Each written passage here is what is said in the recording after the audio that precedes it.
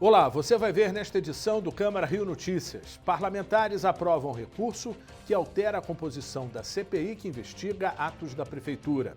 Primavera começa com muita chuva, causando transtorno aos cariocas. Cinemas vão reabrir no dia 1º de outubro. Nós estaremos voltando a funcionar e com 50% de ocupação e também com alimentos e bebidas que estará sendo permitido. Não saia daí, a gente volta já. Quando uma mulher tem voz ativa, ela incentiva outras a falarem também. Quando uma mulher lidera, ela incentiva outras a liderarem também. Quando uma mulher ocupa um cargo público, incentiva outras a ocuparem também. Aumentar o número de mulheres em cargos públicos é fundamental para a democracia.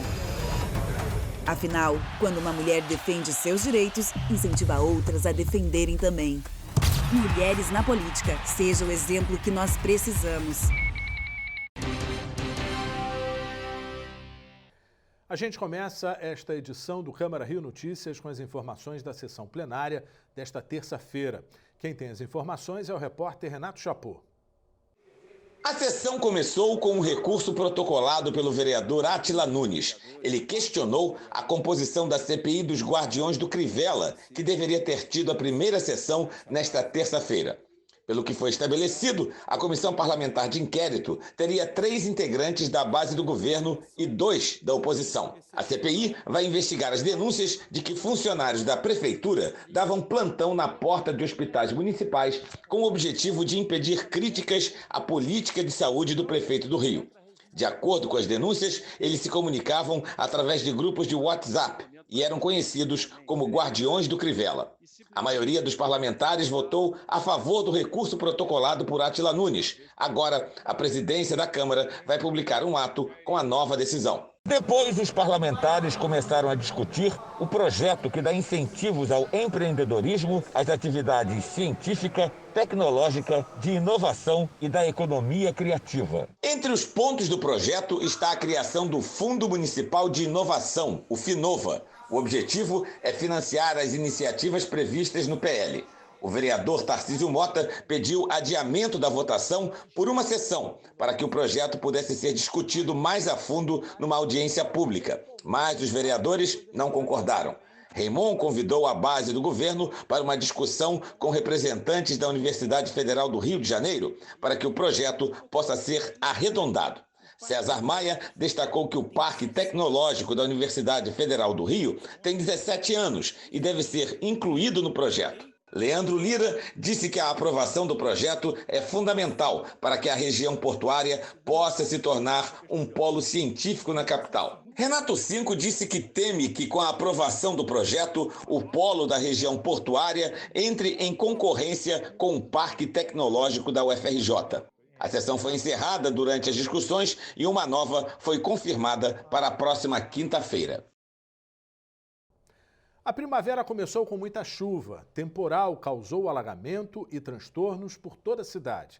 28 sirenes em 13 comunidades foram acionadas. Um dia de chuva forte marcou a chegada da primavera e tumultuou a vida do carioca e dos moradores da região metropolitana. Quem saiu de casa enfrentou a lentidão do trânsito por causa de alagamentos. Drama maior viveu quem mora na Rocinha, Formiga e Pai João, Borel, Santa Marta, Cabritos e outras comunidades onde as sirenes foram acionadas, já que havia risco de deslizamento. Teto de 3 unidades de saúde não resistiram e desabaram em Guaratiba, Pavuna e Maré. Até o fim da tarde, a Defesa Civil Municipal atendeu mais de 60 chamados pelo número 199, a maioria por ameaça ou desabamento de estrutura. O Centro de Operações Rio, o COR, informou que um núcleo de chuva estacionou próximo ao maciço da Tijuca, provocando mais precipitação sobre a cidade. As condições meteorológicas levaram o Alerta Rio a alterar o estágio de normalidade para a atenção, às 8h15, 2 horas antes da chegada oficial da primavera. O estágio de alerta indica que a cidade está sob chuva forte e incidentes que impactam a rotina de deslocamento. No Alto da Boa Vista, choveu 183 milímetros, superando a média histórica para o mês de setembro, que era de 148 milímetros. Na estação da Grota Funda já choveu 150 milímetros. Antes, a média histórica era de 107 milímetros. Segundo o COR, a cidade registrou mais chuva nesta terça-feira do que o esperado para todo o mês de setembro. As ruas Jardim Botânico e Professor Saldanha foram interditadas. O mesmo aconteceu na Rua do Catete, na altura das ruas Silveira Martins e Pedro Américo. Outros transtornos foram registrados na Zona Oeste, especialmente na Barra da Tijuca e em Rio das Pedras. O Instituto Nacional de Meteorologia, o INMET, informou que o tempo deve seguir instável por causa de uma frente fria que se deslocou lentamente. O céu segue encoberto com chuva fraca a moderada nesta quarta-feira, no período da manhã, e chuva moderada a forte e isolada a partir da tarde. Os termômetros devem registrar máxima de 22 graus. Você acabou de assistir que a chuva assustou os cariocas, mas como serão os próximos dias da primavera? A repórter Luciana Cabizieri conversou com Almerindo Marinho. Ele é meteorologista do Instituto Nacional de Meteorologia. A estação mais colorida do ano chegou no Hemisfério Sul. A primavera, que só terminará em dezembro, promete ter períodos de muitas chuvas em boa parte do país. Sobre esse assunto, eu converso com o meteorologista Almerindo Marinho, do Instituto Nacional de Meteorologia. A primavera chegou com força, com muita chuva, a cidade amanheceu debaixo d'água. O que devemos esperar a essa estação, Almerindo? Bom, em primeiro lugar, nós vamos falar sobre a primavera. A primavera que está chegando hoje, né? E o que acontece? Quando o Sol atravessa a linha do Equador, né? E, logicamente, que quando isso acontece, aquela região central do Brasil, do país, né? Que houve aquela muita seca, né? Ela já começa a ser chuvosa. E, logicamente, que você também tem muita umidade que vem da Amazônia, e isso contribui tanto para aquela região quanto para a região sudeste. Então, à medida que nós vamos se aproximando mais para o final do ano, o que acontece? Essa nebulosidade, aliás, essa umidade que vem em altos níveis, né, que nós chamamos até de rios voadores, isso fortalece, né, o nosso clima e, consequentemente, nós temos ainda muitas chuvas aqui na cidade, né, no município. Logicamente que ainda nós vamos pegar um pouquinho de inverno ainda, né, como está acontecendo agora, né, porque no começo da primavera, né, mas nós temos ainda as entradas das massas de ar frio, né, que ainda pode deixar as temperaturas mais baixas ainda, né, logicamente com condição de chuva. Almerindo, o que o Laninha vai influenciar nisso tudo? Bom, o Laninha, há uma previsão de chegar o Laninha esse ano. Isso já estava sendo observado desde maio, né, que as águas frias do Pacífico, né, começaram a esfriar, mas você, para ter esse fenômeno, você precisa de uma duração, precisa no mínimo de uns 5 meses, né, com a temperatura mais baixa. E isso está acontecendo. Então, logicamente, que o Laninha ele deve começar já a partir de final de setembro e outubro, né, e deve se estender até o verão. Logicamente, no perto do verão ele deve se intensificar mais um pouco. Agora, para o nosso região, para o nosso município, ele não afeta muito. Ele afeta mais assim a região sul do país, né, com seca, né, e no extremo norte ali que aumenta mais um pouco de nebulosidade. Você acredita que teremos uma primavera, então, com cara de inverno em todo o estado do Rio? É possível já se prever isso? Não, aqui para o nosso município, né, vou dizer até o município do estado, a tendência é que as temperaturas elas ficam normais, né, dentro da média mesmo, ou então ligeiramente abaixo. Em termos de chuva, as chuvas, a tendência é que sejam um pouquinho acima, seja um pouquinho mais chuvoso, entendeu? Logicamente, se for um pouquinho mais chuvoso, a temperatura até fica um pouco mais baixa, esfria. mas assim, praticamente quase dentro da média, não deve alterar muito. E você vai ver no próximo bloco. Cinemas vão reabrir no dia 1º de outubro, com permissão de consumo de bebida e comida.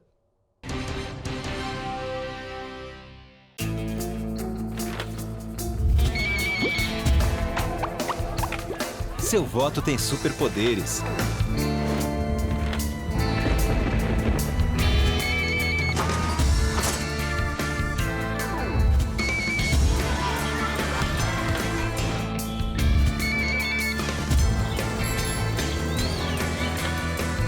Procure um cartório eleitoral, tire o seu título e faça a diferença. 3 agências do INSS vão retomar as perícias médicas. A decisão foi tomada após vistorias de profissionais da área. A Associação Nacional dos Peritos Médicos Federais fez vistorias por agências do Instituto Nacional do Seguro Social de todo o país. A ação ocorreu um dia após a decisão do governo federal para que os peritos médicos voltassem ao trabalho. Desde a semana passada, as agências tinham reaberto, mas sem a presença desses profissionais.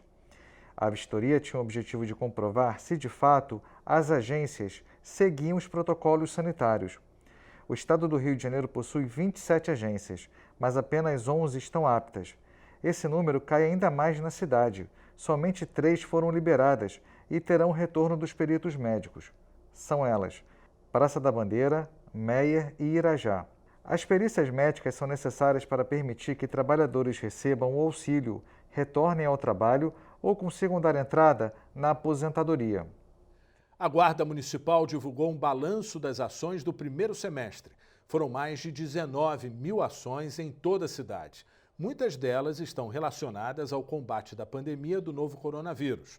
A repórter Mariana Rosadas conversou com o comandante da Guarda, José Ricardo Soares, que falou sobre o trabalho da corporação. A Guarda Municipal realizou 19.157 ações na cidade no primeiro semestre deste ano. Mais de 12 mil medidas foram de combate à pandemia do novo coronavírus, além de fiscalizações de posturas municipais, atuação e ocorrências de crimes e contravenções penais, entre outras. Os 10 bairros com maior demanda foram Copacabana, Ipanema, Barra da Tijuca, Centro, Recreio dos Bandeirantes, Campo Grande, Bangu, Tijuca, Meier e Leblon. Cerca de 34% dos registros aconteceram em via pública, 25% na orla marítima, praia, canal, rio, lagoa e 17% em logradouros públicos. Desde que nós chegamos aqui, a corporação ela tem se voltado mais para a pandemia, mas nós não deixamos de fazer as nossas outras atividades, como a prevenção primária dos crimes, dos delitos que acontecem na cidade e também do ordenamento. Mas ficamos basicamente voltados para a pandemia. Foram 19.167 ações na cidade do Rio de Janeiro nesse período. E muitas delas, mais de 12 mil, justamente relacionadas à pandemia do novo coronavírus, como, por exemplo... Nós adotamos aqui uma solução caseira que nós fizemos. Pegamos 65 veículos nossos, que já possuíam a corneta, e automaticamente nós transformamos essas cornetas em veículos de comunicação e fizemos algumas gravações para que as pessoas pudessem evitar aglomeração, utilizar as máscaras, ficar na residência. Então foram umas ações que a gente utilizou em vários parques, em várias áreas da cidade, centro da cidade, orla, e comunicando as pessoas para que elas não fizessem isso. Fizemos também os bloqueios da cidade, foram 13 bloqueios que nós aplicamos, chamados lockdowns. Os lockdowns eles foram aplicados nas áreas de maiores aglomerações e de concentração de pessoas, foi o centro de Campo Grande, Bangu, e Pavuna, Madureira, Cascadura e Meier. Então, nós fizemos alguns desses pontos que eram pontos de maior circulação para que as pessoas evitassem circular por aquela região.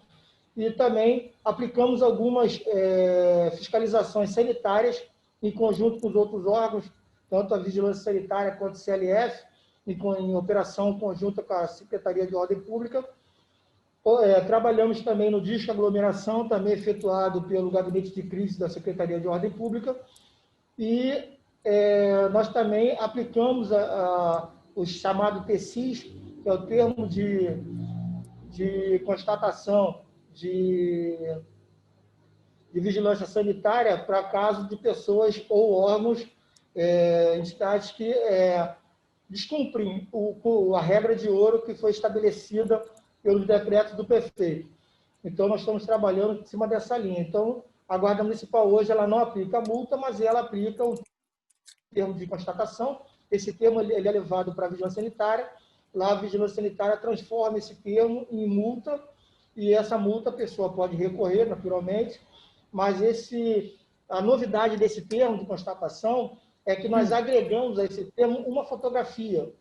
Então, além da fé pública do agente, claro, a gente ainda tem uma fotografia para comprovar o ato que aquela pessoa ela cometeu naquele determinado local. Ou seja, por aglomeração, ou falta do uso de máscara, ou estabelecimento aberto no horário que não deveria ter aberto, estabelecimento que não cumpriu as regras de ouro. Então, nós trabalhamos basicamente nessas frentes. E agora, para o segundo semestre, o que tem em mente? Esse segundo semestre agora, nós ainda estamos com a pandemia, nós estamos trabalhando muito na área da praia, é uma das áreas que tem dado para a gente algum trabalho a mais, né, porque as pessoas ainda não estão respeitando alguns controles de rigidez que é necessário.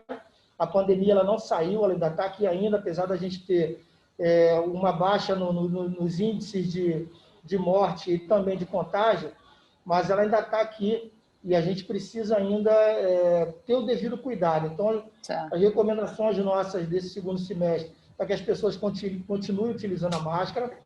Nós estamos com os agentes na rua ainda fiscalizando o uso de máscara, o uso das aglomerações. Os agentes também estão nos bares, nas áreas de concentração de micropolos, que a gente chama, onde fica a grande concentração de bares à noite. Um deles ali, nós podemos dar como referência o próprio Leblon, ali na Dias Ferreira. Então, a área que a gente tem uma concentração enorme de pessoas ali durante a noite. A própria Barra da Tijuca também, ali é uma área do Olegário Maciel, uma área que a gente também tem um devido cuidado. Então, os agentes ainda estão fazendo operações nessas áreas para que as pessoas respeitem as regras de ouro, e tanto os bares quanto as pessoas que estão consumindo ali naqueles locais, para que ela respeite o distanciamento, para que elas utilizem a máscara, então para que não haja uma grande aglomeração. Então a gente vem fazendo esse trabalho. Mas o trabalho hoje que tem dando muito trabalho para a gente é exatamente algumas festas clandestinas também que estão sendo lançadas. Então a gente, às vezes, a nossa inteligência ela trabalha muito em cima da internet, a gente às vezes pega alguns eventos que vão acontecer e a gente já se antecipa e já vai fazer o bloqueio desse evento. Então, tem algumas redes que nós impedimos de ser feita. Nós impedimos um evento de uma empresa de filme, Sex, que queria lançar um novo filme, a gente conseguiu impedir isso em Campo Grande. Então, a gente vem fazendo vários trabalhos em cima disso.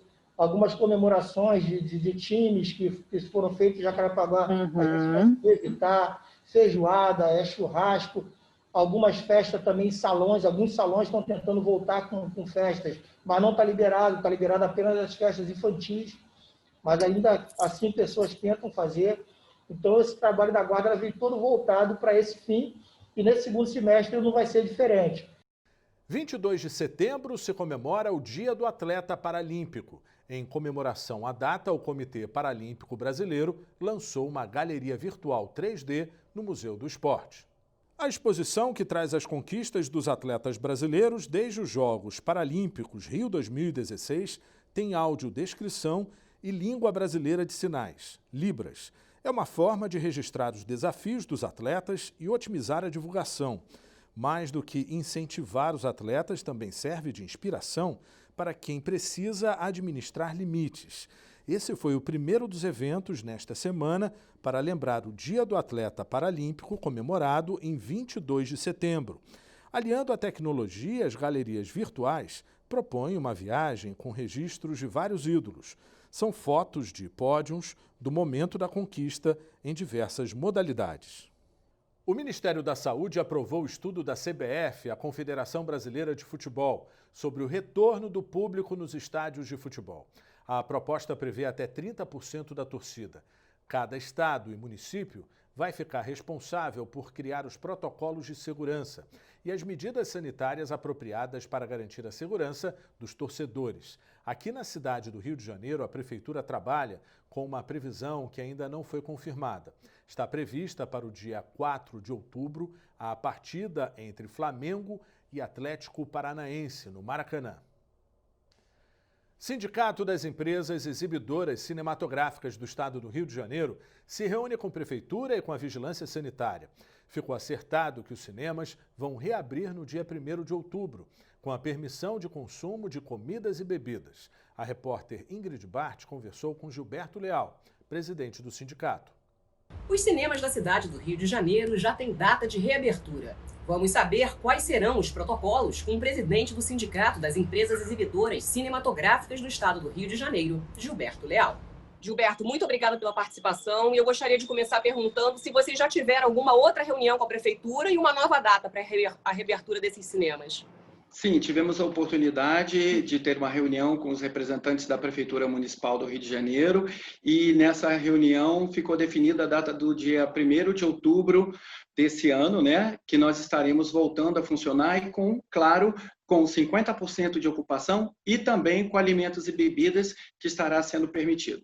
Agora, Gilberto, no outro decreto, os cinemas decidiram não reabrir por não poder vender alimentos. Qual o percentual que essa venda da Bomboniere representa na receita do cinema? Dependendo da sala de cinema, do complexo, chega a ser 50% do faturamento. Então, por isso que nós não podemos abrir as salas com o decreto autorizativo do dia 14, que já passou. A atividade Bomboniere era vital para o funcionamento das salas de cinema na questão financeira. E também, é o que eu sempre falo, cinema sem pipoca não dá, né? A gente ir para uma sala de cinema e não poder comer a sua pipoquinha, tomar o seu refrigerante, é um pouco difícil. Então, nós preferimos não abrir as salas de cinema nesse período, até que pudéssemos chegar à data correta para abrirmos com os alimentos e bebidas. E essa decisão da Prefeitura surpreendeu, já que os cinemas já estavam renegociando há cerca de 2 meses com a Prefeitura essa reabertura? Sim, nós ficamos surpresos na data, né? Porque nós já estávamos tendo reuniões com representantes da Prefeitura e entendíamos que no próprio decreto autorizativo do dia 14, nós poderíamos abrir as salas com a Bomboniere. Infelizmente, isso não foi possível e, com isso, os cinemas resolveram aguardar um pouco mais e podemos reabrir realmente no dia 1º do 10, com Bomboniere e o cinema funcionando na sua plenitude. Agora, Gilberto, como os cinemas vão reconquistar a confiança do público, na sua opinião? Eu acho que todo o processo, os protocolos de higienização, de segurança e bem-estar dos clientes foi apresentado não só para a Prefeitura Municipal do Rio de Janeiro, como também para os representantes do Estado. E passamos sem ressalva. Então, eu acredito que logo que nós venhamos a abrir as salas no próximo dia 1º, o nosso cliente ele voltará, como tem acontecido em várias praças. Nós já estamos aí com quase 400 salas de cinemas funcionando no Brasil, sem nenhum tipo de problema, com todas as pessoas respeitando os protocolos e também usando as suas máscaras, consumindo a sua pipoca e o seu refrigerante no momento correto. E, com isso, nós achamos que o nosso cliente quer novamente ter a magia da tela grande para ele poder curtir um bom produto cinematográfico. No mundo, nós já estamos com mais de 65% das telas funcionando, dos cinemas funcionando sem nenhum problema. Nós não estamos ouvindo ou vendo na imprensa qualquer tipo de comentário negativo desse total de salas que já estão funcionando. Nós esperamos, a partir do dia 1º do 10, abrir as salas do município e também os demais municípios, né, da região metropolitana e do Estado do Rio de Janeiro possam acompanhar a essa data. Agora, quais são os principais pontos desse protocolo, Gilberto, apresentado pelos cinemas para garantir essa reabertura? Nós estamos seguindo a regra de ouro do município, né? Que essa é a base. A única diferença é dentro da sala, que seria o distanciamento de 2 poltronas. Nós temos, por exemplo, nós vamos vender poltronas individuais, as poltronas com 2 pessoas, um casal, e até 4 pessoas que é a família. Então, vai eu, minha esposa, meus 2 filhos, nós podemos sentar juntos, porque já estamos vindo juntos.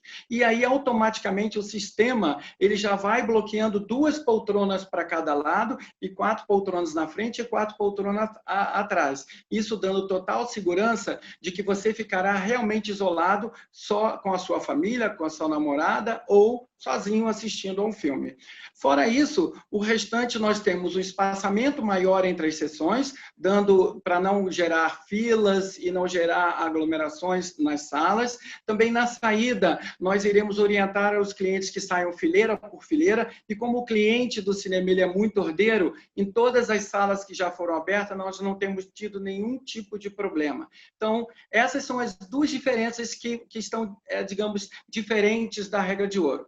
Fora isso, nós temos um vídeo especial que estará sendo veiculado nas redes sociais explicando como você faz para adquirir o seu ingresso, como você faz para chegar, todos os procedimentos até você chegar na sala. Quando você chegar na sala, nós teremos um outro vídeo explicando, não troque de poltrona, siga a sua poltrona numerada, obedeça a higienização, lave as mãos, use a máscara e todos os detalhes específicos para a nossa operação. Tá ótimo, Gilberto. Muito obrigada pela participação. Eu que agradeço a você, Ingrid, e ao pessoal da TV Câmara, e convido a todos os que estão nos assistindo para dia 1º de outubro, todos lá visitando uma sala de cinema perto de você. E o Câmara Rio Notícias fica por aqui. Acompanhe a nossa programação nas redes sociais. A Rio TV Câmara está no YouTube, no Facebook, no Instagram e também no Twitter. Obrigado pela companhia e amanhã a gente se vê.